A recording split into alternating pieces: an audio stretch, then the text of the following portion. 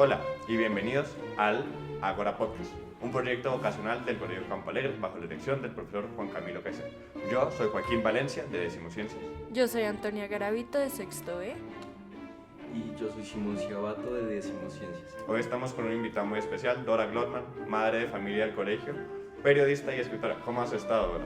Pues estoy muy bien y me encanta, Joaquín, que arranques diciendo que soy madre, soy mamá de Ariel y de Malca Winkel, que me recomendaron mucho no hacer el oso hoy. Entonces, si me ven que voy a hacer el oso, me detienen inmediatamente porque la vida social de mis hijas depende de este podcast, ¿ok? Una prevención importante. Sí, importantísima. Bueno, hola Dora, ¿cómo estás? Estamos muy felices de tenerte hoy aquí. Estamos Sí. muy emocionados. Voy a hablar un poquito de tu recorrido, entonces voy a contar sobre la trayectoria de Dora. Ella es una periodista internacional cubriendo conflictos y temas sensibles, trabajando para medios en EU, Univisión y Telemundo y Colombia, Caracol Noticias, El Espectador y Semana. Ella se especializándose en la reportería de calle, investigando el crimen y luego destacándose en la prensa escrita y en el radio como columnista y analista internacional, ganando un premio Emmy por su credibilidad y profundidad. Listo, Dora, pues quisiéramos preguntar algunas cosas para comenzar. ¿Cuál es tu libro favorito? Mi libro favorito, pues eso siempre depende de lo que uno esté leyendo en ese momento, pero ¿sabes qué, Joaquín? Me llegó una versión de Géminis, de la historia de cómo inicia la Biblia, pero me llegó una versión escrita muy fácil, o sea, no una cosa bíblica. Entonces, ese sería en este momento mi libro favorito, pero vuelvo y te digo, es porque es lo que estoy leyendo ahora y más entusiasmada me tiene. De repente poder entender la Biblia en términos sencillos ha hecho que mi cultura general sea mucho más amplia y que cuando participo en ritos y en cosas lo puedo entender más. Entonces, en este momento ese sería mi libro favorito. Claro, yo también estaba leyendo Génesis, que Génesis. es muy útil la versión comentada. Tenemos la del Monseñor Straubinger, es súper interesante.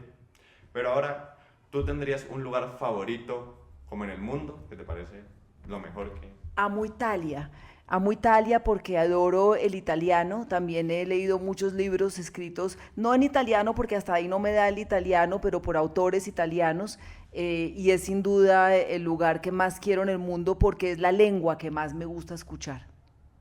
Definitivamente es una lengua muy linda. Y finalmente hablando de... Lengua elegante. Es elegante y se parece al español, pero como en más bonito, ¿no? Sí, Ay, sí, me fascina. Como más de película. Sí, me preocupa es la comida porque todo engorda, entonces tengo como siempre ese drama con la comida italiana, pero comida fuera... italiana engorda. Claro, obvio, todo es pasta, todo tiene queso, todo es pizza, Pero todo todo es es gelato, delicioso. todo fue todo fantástico. Voy a llevar a las niñas este verano a Italia, si Dios quiere, entonces estamos a dieta desde ya a las 3. También es súper interesante el lenguaje italiano, que es un lenguaje que se ha quedado muy estandarizado, especialmente por la escritura de la Divina Comedia. A diferencia del español, que uno lee versiones muy anteriores como el Quijote, ha cambiado mucho el italiano, no tanto. Sí. Pero finalmente, hablando, señores lindos, ¿cuál es tu música favorita? O pieza, o canción, lo que sea. La música clásica, indiscutiblemente el periodo barroco es lo que más me gusta. Cuando voy a escribir, por ejemplo, me pongo en los audífonos música barroca y eso es lo que me permite inspirarme. Cuando voy a un concierto es música barroca. Y bueno, obviamente en el carro con mis hijas está prohibida la música barroca, pero es la que a mí más me llega al alma y fue con la música con la que me crié, era lo que escuchaban mis padres, entonces pues viene de ahí. ¿Y qué compositor es tu favorito? ¿Un Bach, un Me Vivaldi? gusta mucho Bach, Vivaldi, pero ya me cansé de las 4 estaciones. Mucho Bach, hay un señor que se llama Domenico Scarlatti que me fascina. Le doy muy duro a Domenico Scarlatti, tengo que decir la verdad, ya me las sé todas y me encanta. ¿Y tienes algún instrumento que especialmente te encanta en esas canciones? Me gusta mucho el violín. siempre, y cuando quiero escuchar una sonata de violín, sí, cuando voy a distinguir con un instrumento me iría con el violín. Sí, es muy lindo. Es muy lindo el violín, siento, Antonia, a mí me Sí. llega al alma como que, y además escuchar, verlos en vivo a mí me impresiona porque siempre pienso cómo es posible que una persona con el movimiento solo de sus manos esté logrando hacer algo que a mí me está llegando a cada poro de mi cuerpo. Entonces el violín, y bueno, muchos instrumentos, pero sobre todo el violín me genera eso. Eso que dices es algo que me gusta mucho porque, bueno, normalmente entre los estudiantes la música clásica es algo que vemos mucho para estudiar, como, uy, lo pongo ahí de fondo mientras leo, mientras hago tareas, pero sentarse a escuchar la música clásica, a ver cómo te llega al corazón cada uno de esos instrumentos es algo maravilloso, es algo que le llega a uno al alma. ¿Cierto, Simón? De repente La uno música clásica es maravillosa. verlo enfrente, o sea, una cosa es una grabación, pero vas a un concierto y tú sabes que esta gente tiene que estar sintiendo en el alma lo que les está saliendo con sus manos, o por la boca cuando son vientos. O sea, a mí la música en vivo, me conmueve en cantidades. Es maravilloso. Uno se siente en un tipo de comunidad. ¿Cierto? Como que lo abrigan con todo lo que están haciendo. Exacto. Listo. Hablando de pasiones y de la música, mi tío siempre propuso una tesis que es muy interesante, que durante la Reforma Protestante los protestantes eran fuertemente iconoclastas, estaban prohibidas las imágenes. Entonces se desarrolla mucho la música, especialmente en Bach, para la misa, porque ya no se podían tener imágenes. Y escribió muchas misas. Pero hablando de pasiones, pues ya tornándonos más al tema, ¿cuál fue cuando descubriste que el periodismo era tu pasión o es tu pasión? Yo creo que tendría como unos 9 años cuando descubrí que quería ser periodista. Todo esto comenzó porque a mi casa venía mucho un señor que era periodista y yo veía que cuando él hablaba, todo el mundo se quedaba como en silencio alrededor, como con tu tío. Se queda todo el mundo escuchándolos, prestando atención. Entonces ahí me doy cuenta que el periodista trae un montón de información que a los demás les interesa porque concierne, tiene que ver con sus vidas. Entonces, claro que a ustedes les importa saber ahora, si les cuento el fenómeno del Niño, cómo nos va a afectar. Pues es que les va a pegar aquí en el Campo Alegre también el cambio climático. Entonces, me di cuenta que el periodista trae una información que a todos interesa, pero después con los años me di cuenta, valga la redundancia, que no solamente es el periodismo, sino es ser un buen contador de historias. A veces uno trae información, pero no sabe cómo contarla. Entonces, ahí se fue desarrollando mi amor por contar historias, por el periodismo, y tendría como 9 años, y sé que soy una afortunada porque muy pocas personas desde tan temprana edad tienen una idea de qué quieren hacer con sus vidas. Entonces tú eres de esa gente, creo, bueno, no sé si muchos periodistas piensan así, a la gente le hablan más las historias que los datos. Oh, absolutamente. Me estaba leyendo una historia que escribieron en el New York Times sobre la crisis y la escasez de plástico en el mundo. ¿Cómo arrancaba la historia? Una señora en Taiwán tiene una tienda de comida rápida y toda la comida rápida la empaca en bolsas de plástico. A la señora se le subieron tanto los precios de los plásticos que va a tener que cerrar su negocio. Entonces, en vez de yo arrancar contándote en la historia macro y decirte que en el mundo entero hay escasez por el petróleo y que Trump y que la guerra y que en Irán, te lo llevo al micro. Hay una frase muy linda que dice: Dios está en los detalles. Te lo llevo al micro. En una esquina, en una calle en Taiwán, hay una señora que va a cerrar su negocio de comida rápida porque no puede comprar bolsas de plástico. Esa es una manera de contar una historia que en realidad podría ser vista de una manera mucho más amplia.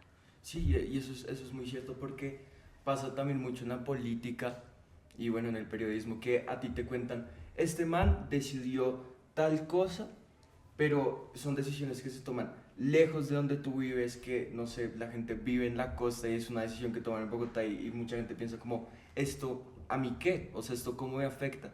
Y contar las cosas mediante las historias creo que pueden hacer que uno empatice más con los sucesos. Claro, porque cuando tocas una fibra humana, entonces nos pega a todos, ¿ves?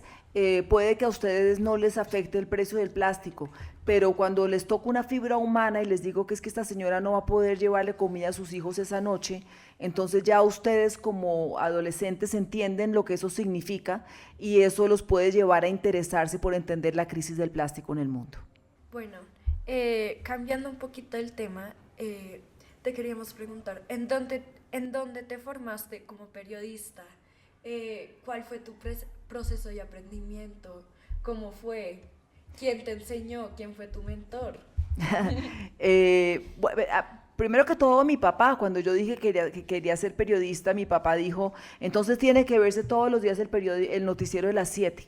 Entonces siempre a las 7 de la noche mi papá y yo nos sentábamos de la mano y veíamos el noticiero. Mi mentor fue en gran parte y sigue siendo el señor que les conté que llegaba a mi casa y que era un señor muy inteligente, se llama Felipe López Caballero, fue director de la revista Semana como por 40 años, sigue siendo mi mentor, sigue siendo la persona que revisa todos mis textos. Entonces eso en cuanto a mentores y a ejemplos. Yo empecé estudiando periodismo en la Universidad de Kansas, simplemente porque toda la familia Santos, los que fueron periodistas, estudiaron en la Universidad de Kansas. Mi papá era amigo de los Santos, entonces cuando yo dije quiero ser periodista, los Santos dijeron tiene que ser en Kansas. Hice un año en la Universidad de Kansas. Después, por cosas de la vida, me fui a vivir a Israel. Estudié 2 años periodismo en la Universidad Hebrea de Jerusalén, en hebreo, era muy difícil. Y finalmente me fui para Nueva York y terminé en una gran universidad que se llama The New School. The New School pertenece a Parsons y ahí enseñan comunicaciones de una manera muy liberal.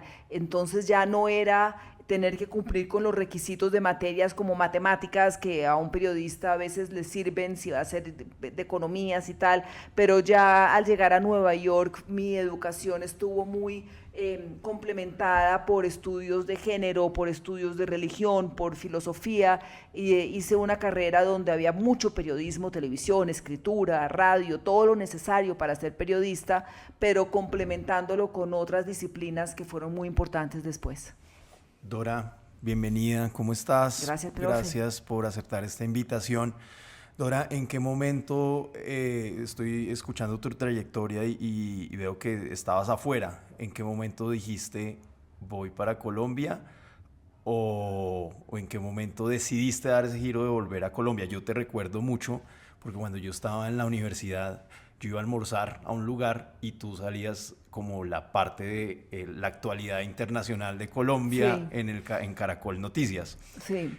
¿Desde qué año y por qué decidiste volver a Colombia a pesar de haber tenido una formación en el extranjero como tan fuerte y tan multicultural? Los primeros 15 años o 17 años de mi carrera fueron en Estados Unidos. Yo empecé trabajando con Univision en Nueva York, como 7 u 8 años, y después con Telemundo NBC, porque lo compró NBC, entonces trabajaba en inglés y en español, en Miami, en la Florida.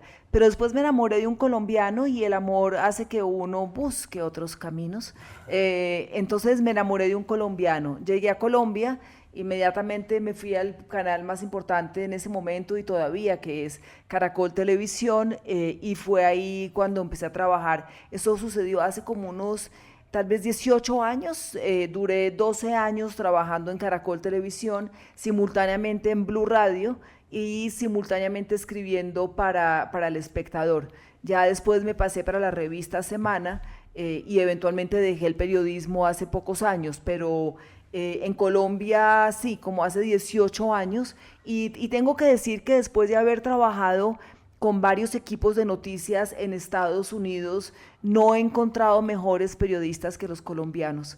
Es impresionante la calidad del trabajo, la pasión con la que trabajan los colombianos. Fue un gusto enorme haber sido parte de la sala de redacción de Caracol Televisión. Chévere, Dora. Pero hablando de toda esa trayectoria tan larga, pues amores, como dicen los gringos, all is fair in love and war, ¿cuáles crees han sido tus experiencias más memorables como periodistas? ¿Con qué personas que te has sentado, entrevistado y te han parecido, no, esto pues impresionante? ¿Cuál ha sido tu experiencia? Como fueron 30 años de carrera, entonces han sido muchas las experiencias que me han impactado. Hoy como estaba pensando en que esa pregunta iba a surgir, entonces venía echándole cabeza. A mí me mandaron a Noruega, a Oslo, 2 veces. Fui a cubrir el premio Nobel del presidente Santos, pero la primera vez fui para la inauguración de la mesa de diálogo entre las FARC y el gobierno colombiano. Y ahí es donde viene la crónica. Ojalá se interesen por la crónica. La crónica es un género bellísimo. Entonces se los voy a resumir en calidad de crónica. Es un pequeño pueblo que se llama Hurdal. Eran las 4 de la mañana en Hurdal. Hurdal está como a unas 3 horas de Oslo y es un pequeño pueblo metido entre un bosque. Es una población de 600 personas y fue ahí donde eligieron un salón de convenciones grande para que se reunieran por primera vez el equipo de la guerrilla liderado por Iván Márquez y el equipo del gobierno liderado por Humberto de la Calle. Entonces, en este pueblito yo llegué desde las 4 de la mañana porque ya tenía que reportar para Colombia desde esa hora, pero no se había despertado el pueblo. Cuando el pueblo empieza a despertarse, el de la panadería, yo me acerco y le digo, ¿usted sabe lo que va a pasar aquí hoy? Y el señor me dice, ¿Colombia? ¿Dónde queda eso?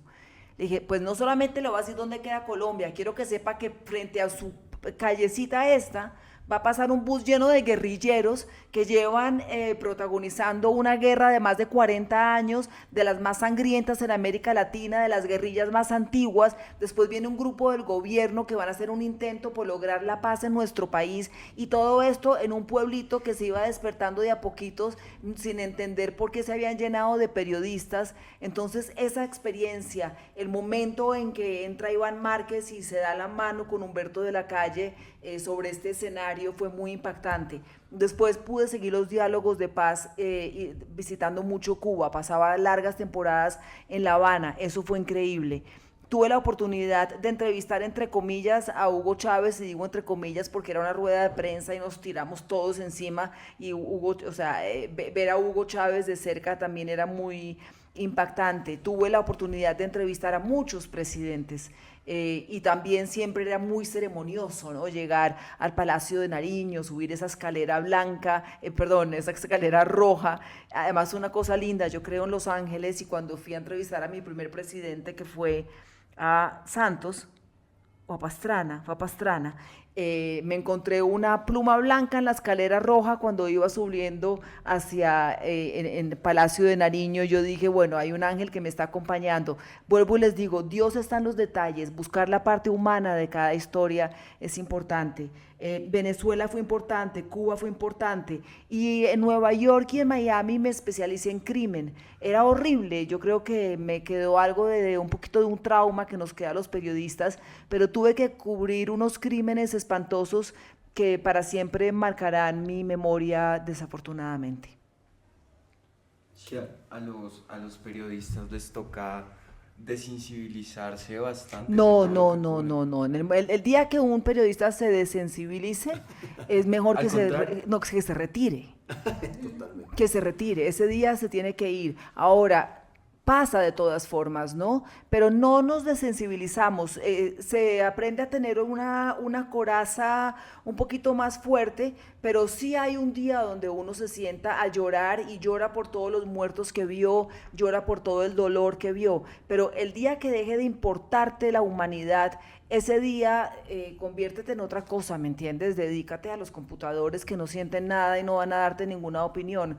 El periodista trata de ser objetivo, pero no por eso debe dejar de ser sensible. Y si ustedes ven hoy en día los grandes periodistas que tenemos en Colombia, les importa, están bravos, preguntan, quieren saber. O sea, no podemos nunca perder eso.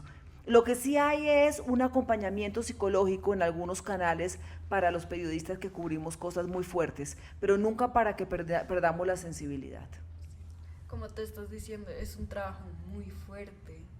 Es un trabajo muy, muy fuerte, es un trabajo que tiene momentos muy dolorosos, pero además de eso, Antonia, es un trabajo de altísima responsabilidad, porque yo tengo que poder contarte la verdad hasta donde yo la veo, y ese es un debate para otro día, ¿no?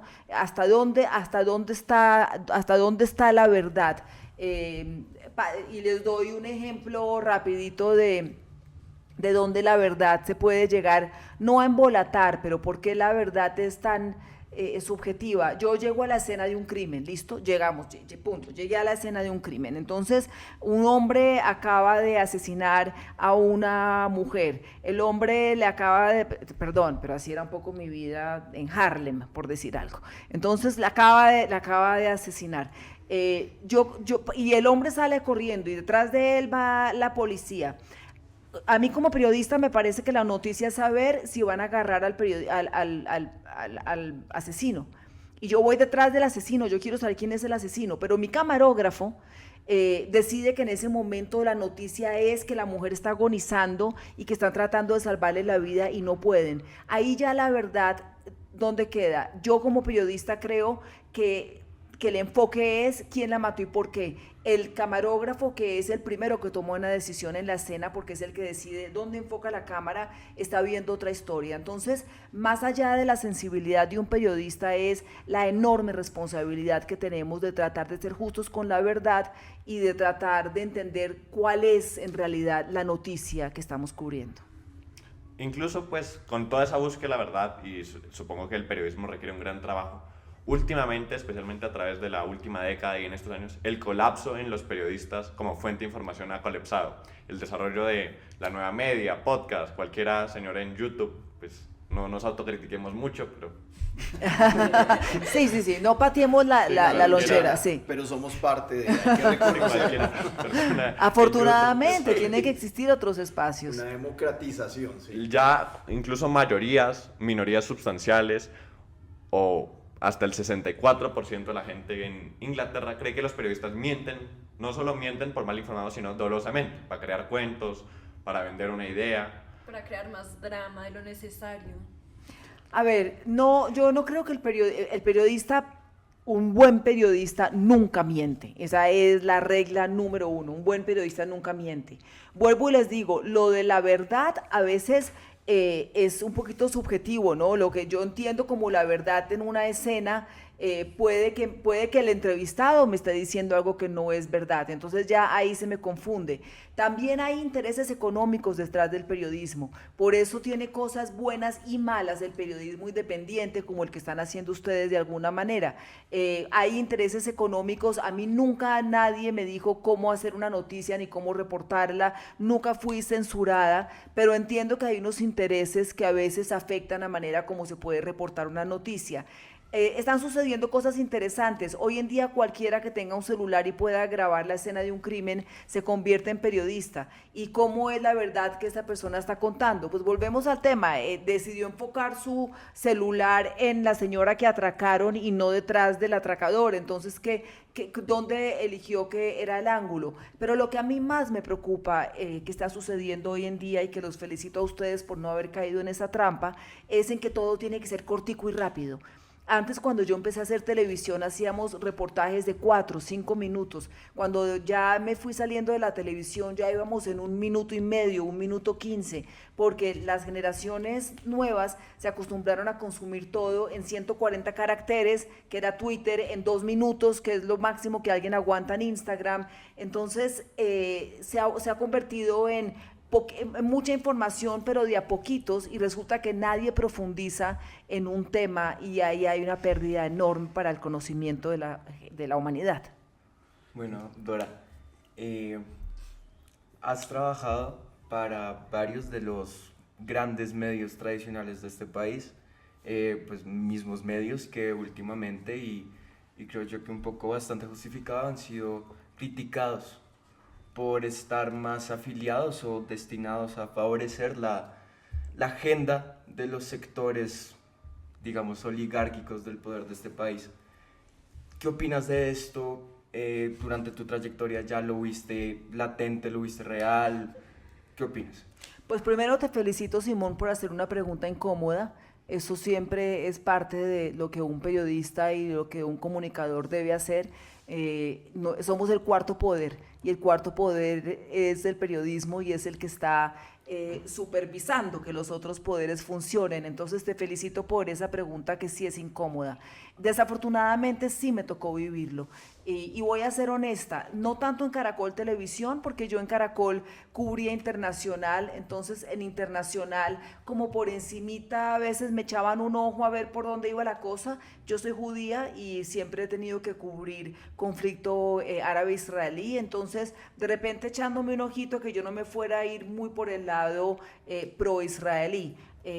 Soy una judía muy pro-palestina, entonces ahí había un balance que no había ningún inconveniente.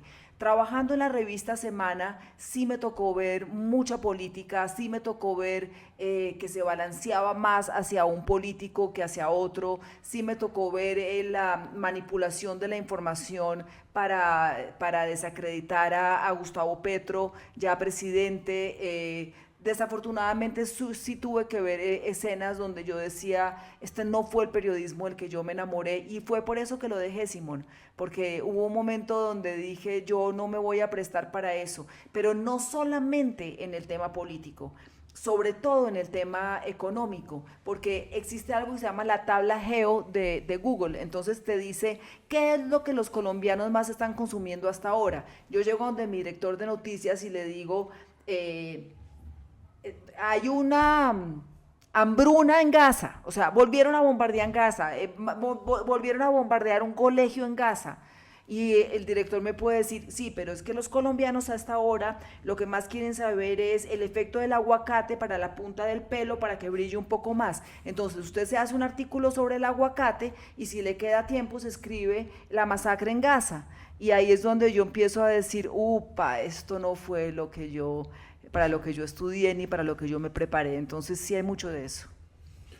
Mira que me parece hermoso lo que estás diciendo, porque yo siento que el periodista y el educador tienen mucho en común, y es algo que yo por ahí en Instagram hoy puse una historia en donde en un lenguaje muy coloquial decía como que si uno no se involucra con los chicos, con los estudiantes, y le gusta estar involucrado más allá de lo técnico de la enseñanza, de enseñarle en mi campo a lanzar un frisbee, a que lo haga bien o estas cosas, sino va a ir más allá y no se goza lo que está pasando al humano, pues yo creo que educar se vuelve muy difícil. O sea, si una persona viene a ser un instructor técnico, es absolutamente imposible que soporte estar en una institución educativa, sobre todo de menores de edad, de niños y de jóvenes. Y eso lo relaciono con eso que estás diciendo, porque detrás de una decisión como esa hay una convicción y hay una postura ética, moral, de que tú tienes claro, y lo has mencionado todo el tiempo, y recuerdo que cuando hice el acercamiento para invitarte al podcast, tú lo dejaste muy claro sobre la pasión del periodismo, y creo que hay un valor muy importante en esa decisión tuya de decir, hasta aquí llegó lo que yo conocí como periodismo y sí, doy un paso al lado. Es admirable, la verdad. Sí, sí, absolutamente. Cuando yo me vi a mí misma escribiendo artículos sobre la manzanilla, el aguacate, los beneficios de la semilla chía, dije, no hay ninguna posibilidad, el mundo se está desbaratando, esto no fue lo que yo quise hacer. Y retomando un poco lo tuyo, si no se trabaja con pasión, si no llegas tú al colegio a trabajar con ganas, o yo a un canal de televisión o radio, o ahora que escribo literatura, entonces también es una vida triste. O sea, va más allá de la profesión, ya uno tiene que cuestionarse su propia existencia. Totalmente. Por eso es tan importante que jóvenes como Simón, Joaquín, Antonia, desde ahora estén buscando qué es lo que les apasiona, qué los mueve, ¿me entiendes? Porque de ahí se deriva una vida entera de alegrías o de tristezas. Totalmente. Bueno, esto que decías del aceite de aguacates para el pelo, me recordó... No me vas a hacer hablar de aguacate para el pelo, porque me acuerdo que Malca, me encantaría, hablar de cosmética, pendientes. No ojo con Ariel y Malca que llegan a la casa. Se va a volver un episodio de solo hablar de belleza ahora. Sería buenísimo, sería divertidísimo. Próximo episodio. Pero, y es que esos son como las estrategias que tienen los medios, que a mí me parece muy interesante, y es que tienen mucho poder sobre la opinión de las personas y por ende sobre un país completo, sobre sociedades completas. Y hay una película mexicana que me gusta mucho, que se llama La dictadura perfecta. No sé si te la has visto. No, pero allá mismo la anoto para es, verla. es buenísima. Es sobre... Resulta que en México hay un canal de televisión que es el más grande, que es el que tiene pues todo el poder de los medios de ese país.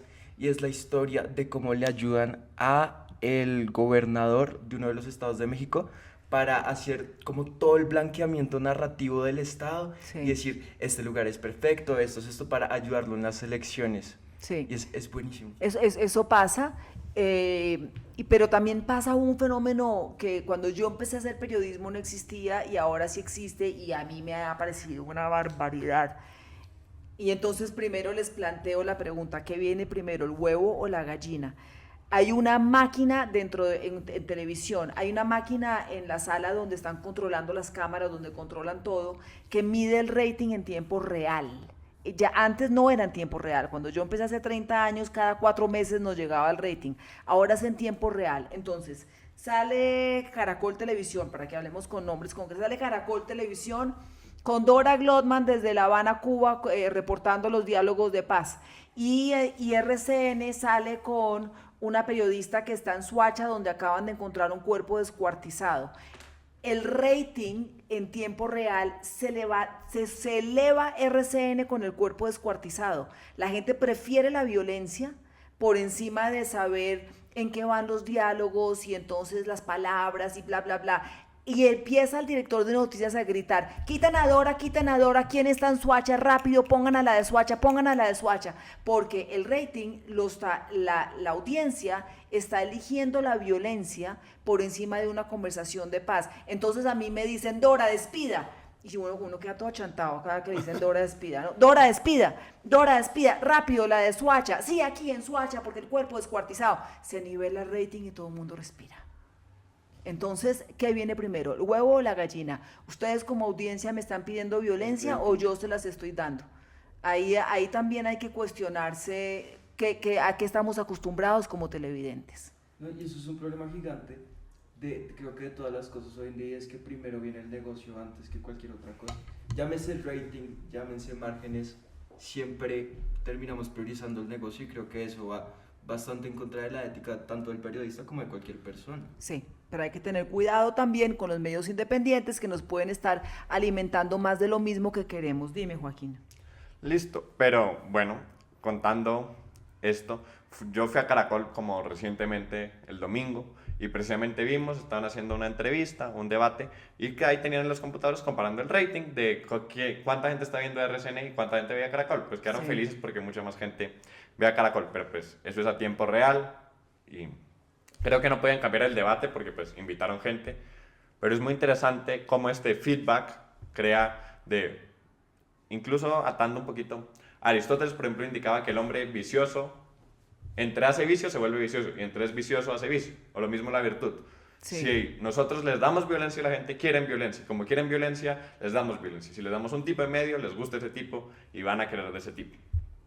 Pero y ahí hay algo muy interesante con respecto a lo que habíamos hablado, porque este señor Ciabato preguntó sobre la agenda, cómo direccionan, y tú nos contaste un poco cómo un medio puede ir orientando. Está el mundo en llamas, como el meme que sale el perrito en el computador y por la ventana todo está incendiado, pero vamos a hablar de lo que está jugando ahí. Pero a la vez hoy en día, y tú nos acabas de contar algo y Joaco nos lo corrobora, que es muy loco, que en realidad ya los medios no están solamente manejando lo que ellos quieren imponer, sino la audiencia es la que les está diciendo qué consumir y ellos se lo están dando. Y eso yo te quería preguntar, porque es una pregunta que teníamos acá y nos estás rompiendo el libreto y me encanta que eso pase porque está muy interesante eso.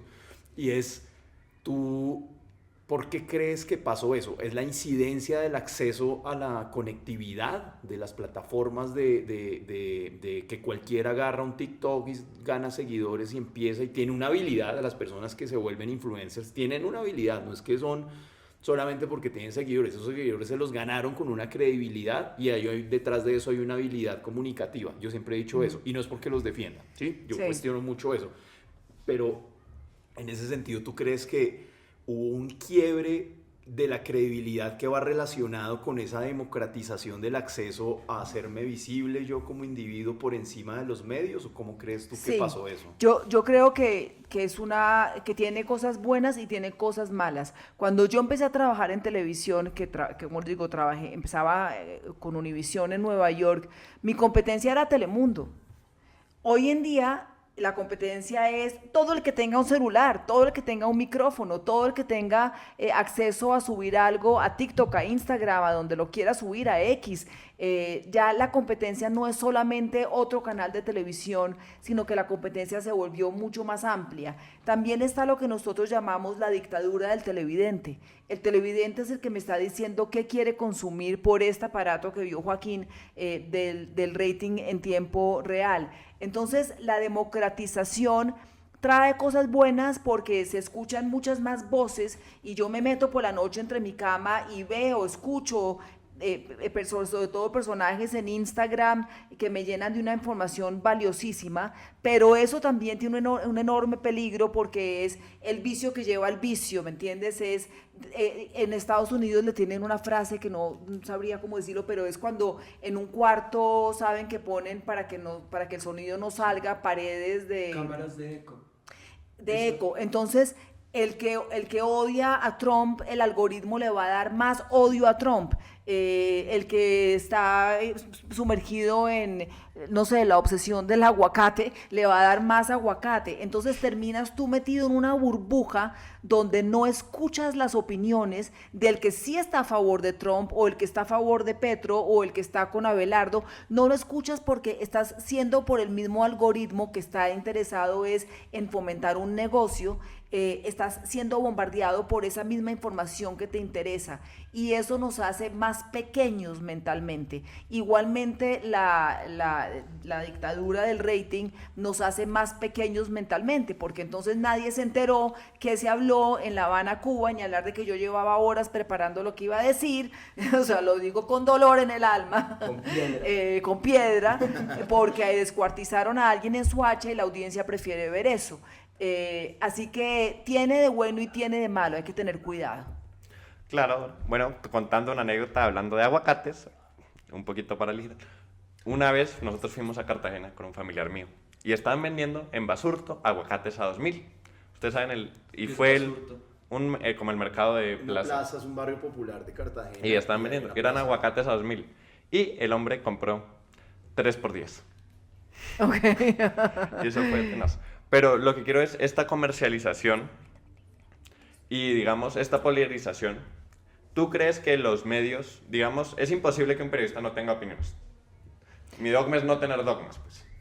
Es imposible que un periodista no tenga opiniones, de acuerdo, y que no tenga sentimientos al respecto. El periodista tiene que tener mucho cuidado hasta dónde da su opinión, pero es imposible que el periodista no se le sienta una afinidad o un rechazo a veces hacia la persona a la que está entrevistando, pero un periodista serio sabe mantener ese balance y poder llevarlo con justicia para entregar un producto completo.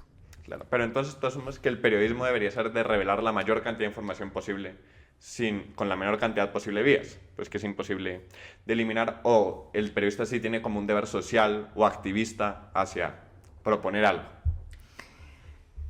El deber social indiscutiblemente, o sea, el periodista tiene que tratar de contar la verdad hasta donde la verdad sea posible de ver, o sea, yo no tengo ojos en todas partes para darme cuenta en toda la escena que les estoy contando qué fue lo que pasó.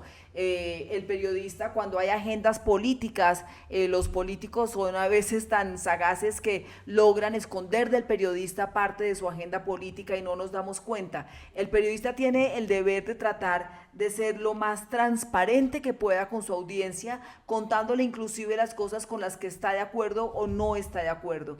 Pero es imposible que el periodista no sea que sea 100% imparcial porque no deja de haber un sentimiento que que se puede percibir, o que en la elección de las preguntas yo puedo sentarme aquí con un Iván Cepeda y preguntarle solamente las cosas buenas que yo le quiero preguntar para que se luzca y no hacerle preguntas incómodas. Entonces ahí también el periodista tiene que tener cuidado cómo lo hace, y por eso es que apreciamos tanto a los periodistas que pueden llevar un balance con eso, que cada vez son menos. Que lo estamos viendo ahorita y lo vimos en las elecciones pasadas, en donde hay unas preguntas acuciosas sobre la economía, sobre los procesos de paz, y de pronto llega otro candidato y se lo ponen a cantar karaoke. Sí, exacto, se la suavizan, se la suavizan, y ahí ya la elección es del televidente, del radioescucha, de la persona que está escuchando este podcast,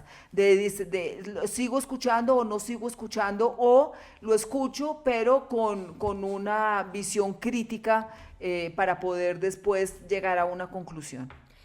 Dora, tengo unas preguntas para ti que pues para mí siento que son muy importantes y también unen con esto de lo que estás hablando. ¿Tú crees que un joven, alguien, no sé, como Simón, como yo, como Joaquín, que pueda estar escuchando estas noticias de pronto de periodistas o de pronto de alguien en el celular, que pueda cambiar completamente su punto de vista y ahora, en vez de creer de lo que está diciendo la persona original que ellos creían un resto, pensar en la opuesta? ¿Crees que eso puede como influenciar mucho el pensamiento de alguien? Sí, absolutamente, claro que sí. A cambiar sus puntos de vista. Absolutamente, tú puedes hoy pensar que Abelardo de la Espriella es un payaso, pero de repente le escuchas una entrevista donde el hombre dice cosas sensatas y eso puede que haga que cambie tu opinión. Puedes creer que Iván Cepeda es un comunista, pero de repente lo oyes decir cosas y te das cuenta que no va a acabar con la economía como muchos temen. Entonces, claro, y esa es la función del periodismo, no tanto hacerte cambiar de opinión, pero invitarte a pensar para que llegues a tus propias conclusiones. Pero es importante, si ya uno se va a poner serio, escuchar de diferentes medios. Cuando yo estaba ejerciendo en forma, me leía los periódicos del mundo entero, los demás, extrema derecha, extrema izquierda, conflicto árabe-israelí, que me tocó tanto. Entonces yo me leo el Jerusalem Post, pero también me leo Al Jazeera, pero también me leo, o sea, hay que buscar todos los extremos para tratar de entregar una cosa moderada, pero claro que un ejercicio periodístico te puede hacer cambiar de opinión. También otra cosa que me he estado preguntando mucho yo a mí misma es, ¿qué estás pensando de la censura ahora mismo? ¿Cómo te estás hablando? Sí, muestran mucho de la violencia que está pasando, pero por ejemplo, en los Estados Unidos están escondiendo mucho de lo que está diciendo el gobierno, o también en redes sociales, hay veces la gente tiene que empezar a censurar un resto, porque o si no, les empiezan a quitar todos los accounts, les empiezan a...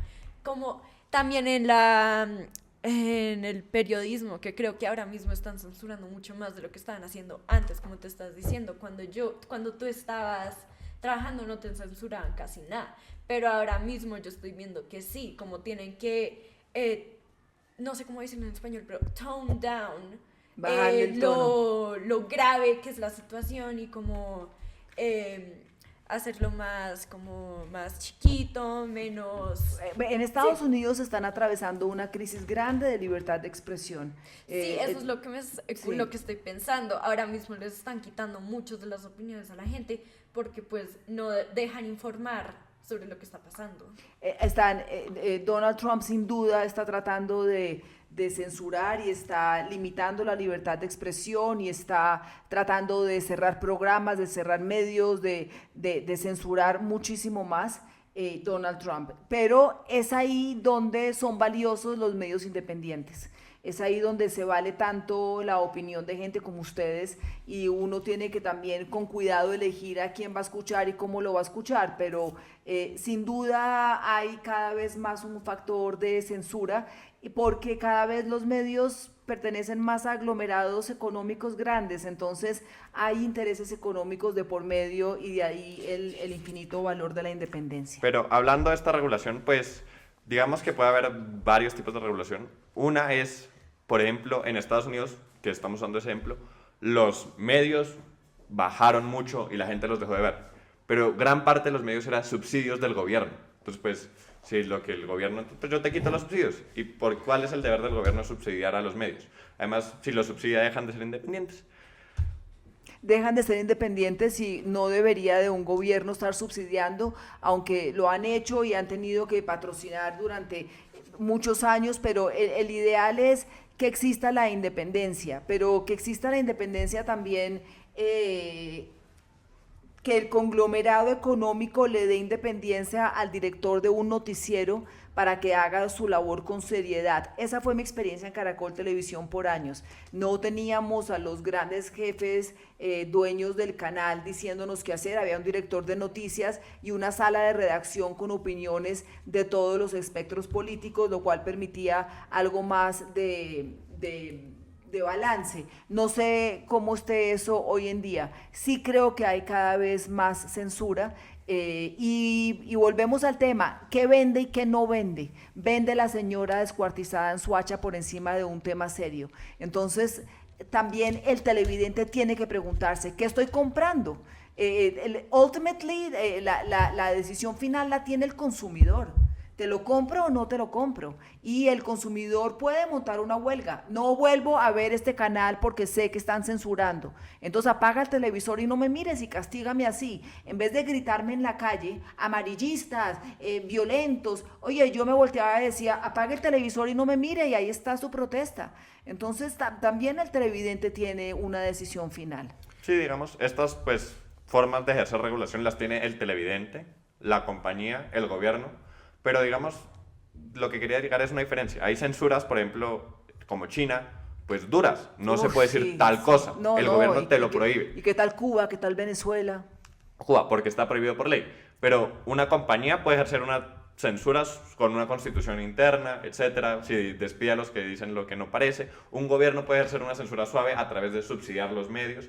Y el propio televidente también ejerce una censura. Por ejemplo, le pasó, otra vez volviendo a Estados Unidos, a CNN. La gente lo dejó de ver, entonces defendía los subsidios del gobierno, y a Trump y CNN pues viven peleados, entonces ¿para qué les va a quitar los subsidios? O PBS, que les pasó eso, por decir tanto lo que ellos creían, o un poquito de la verdad más adentro, más profunda. Trump completamente les quitó toda la plata que tenían. Pero Hay una algo, tragedia ahí. Sí, pero hay algo que se nos está olvidando, Joaco, y es que los gobiernos son de turno y hay unas políticas de Estado. Y yo creo que eso es lo que está pasando en Estados Unidos claramente, que es un país que ha hecho una fuerte imagen y se ha mostrado históricamente con las formas muy cuestionables o no de que la democracia es lo que vale.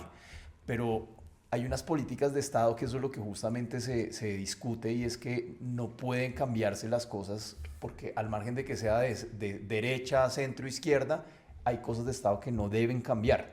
Y la financiación no va en sí, el presidente de turno dice te voy a dar esta plata, no. Hay unos principios que están soportados sobre las democracias, de que si al margen de que tu orientación como presidente es de derecha, de izquierda o la que sea, se debe mantener. La libertad de expresión es que está en la Constitución de los Estados Unidos, es uno de los primeros derechos, y es la libertad de expresión que debería de respetarse más allá de quién es el presidente de turno, pero pues no siempre sucede así, y estamos en Estados Unidos con un presidente bastante errático, por ser amable, y bueno, y ya uno nunca sabe qué esperar de él. Pero incluso la censura, ¿tú no crees que tiene su lugar apropiado? Usando otra vez el ejemplo de Estados Unidos, pues un caso famoso que fue cuando era juez en la Corte Suprema, Oliver Wendell Holmes Jr., pues su ejemplo famoso es, hay libertad de expresión a cierto punto. Por ejemplo, tú no podrías gritar que hay fuego en un teatro que no se está quemando.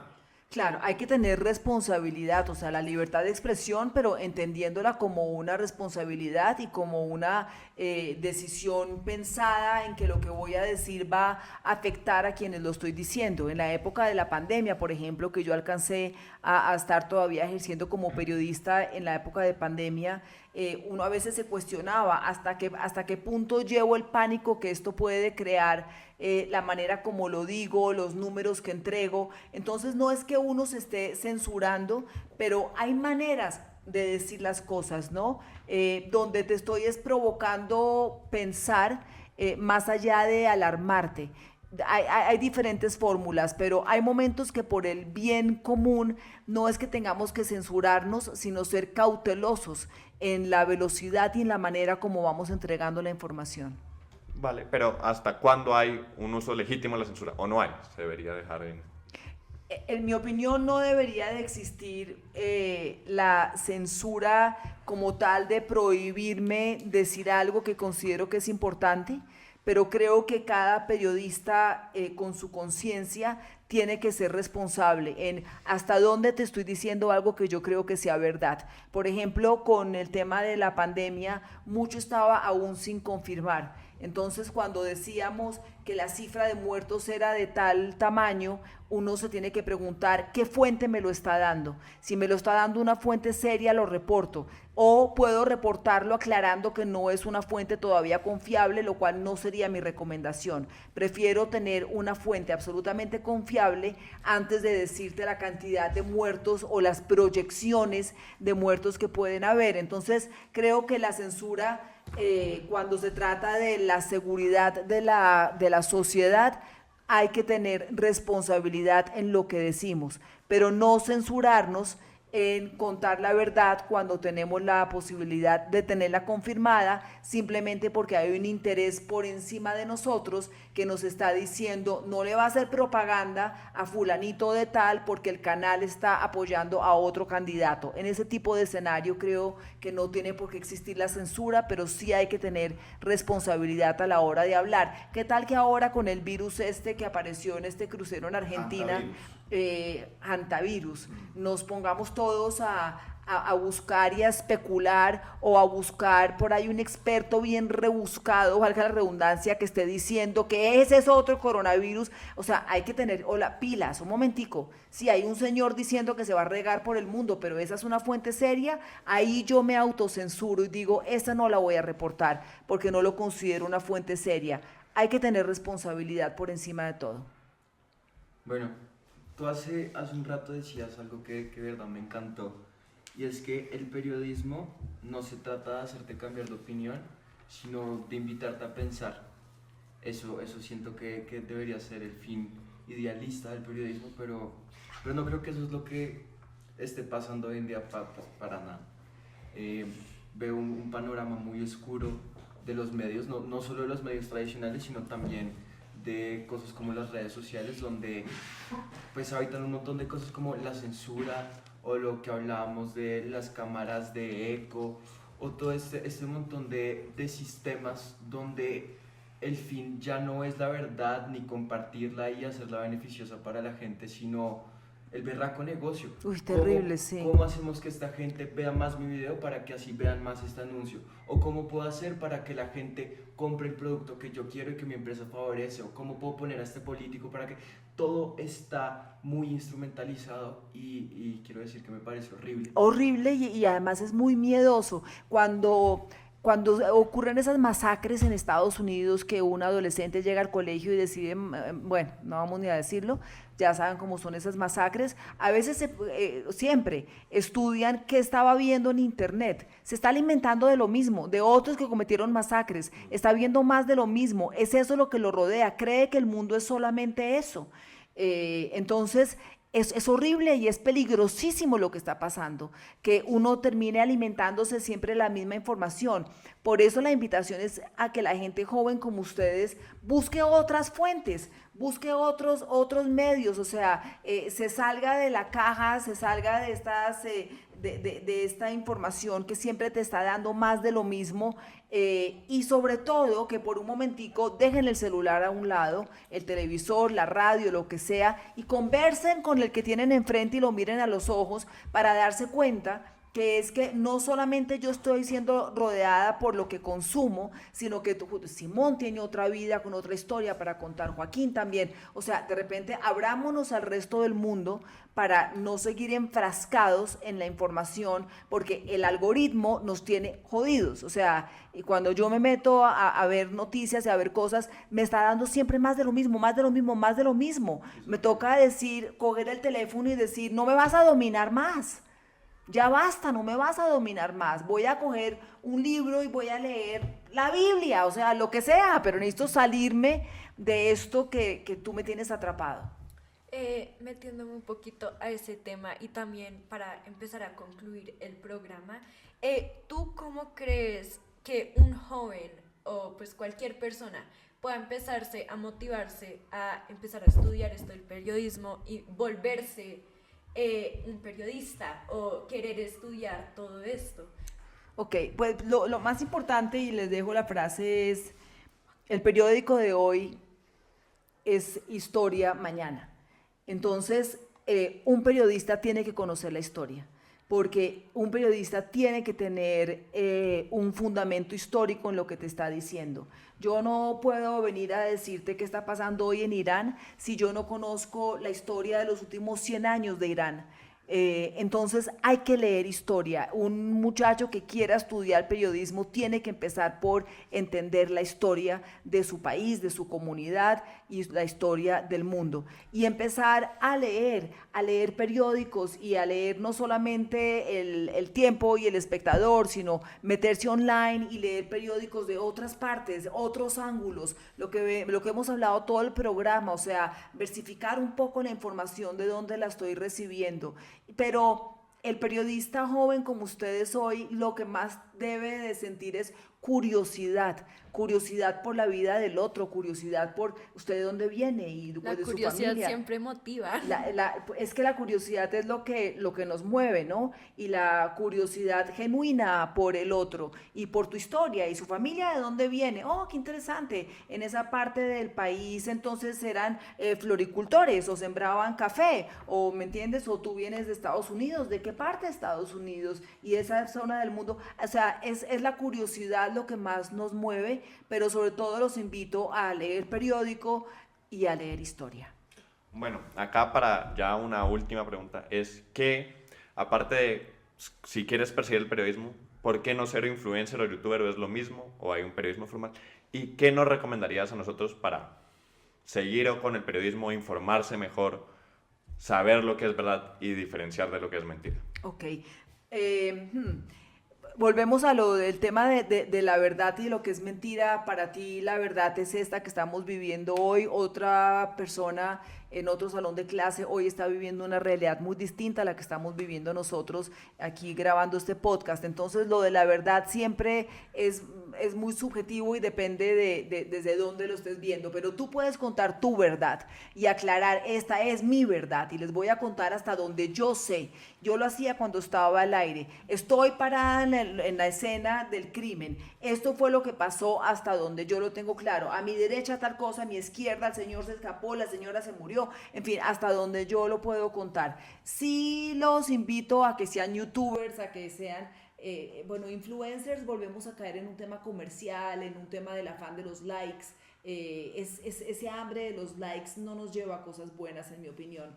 Pero sí a que informen, a que cuenten, a que reporten lo que están viviendo y lo que están sintiendo desde su verdad, aclarando que esa es la verdad que ustedes tienen a la mano. Y mi recomendación pues sigue siendo la curiosidad, la lectura, la investigación, tener los ojos muy abiertos. Uno cree que solamente está pasando lo que tiene enfrente, y mentira, lo que está pasando al lado es aún más interesante, lo que está pasando detrás, y me volteo y lo miro distinto. Entonces, tener todos los sentidos abiertos a ver por dónde es que está la noticia y dónde es que está lo que puede llegar a ser valioso y de interés para otros. Bueno, con esto ya traemos fin a nuestro podcast. Mil gracias a Dora por toda su participación y a todos los oyentes. No, a ustedes muchísimas gracias. Espero que Ariel y Marca no me regañen cuando llegue a la casa. Los felicito, colegas. Les deseo solamente éxitos y estoy segura que este podcast va a tener una larga vida y que van a seguir explorando este tema tan importante que es la verdad. ¿Qué es verdad? ¿Qué no es verdad? Y cómo diferenciarla y cómo tratar de ser objetivo, responsable y real.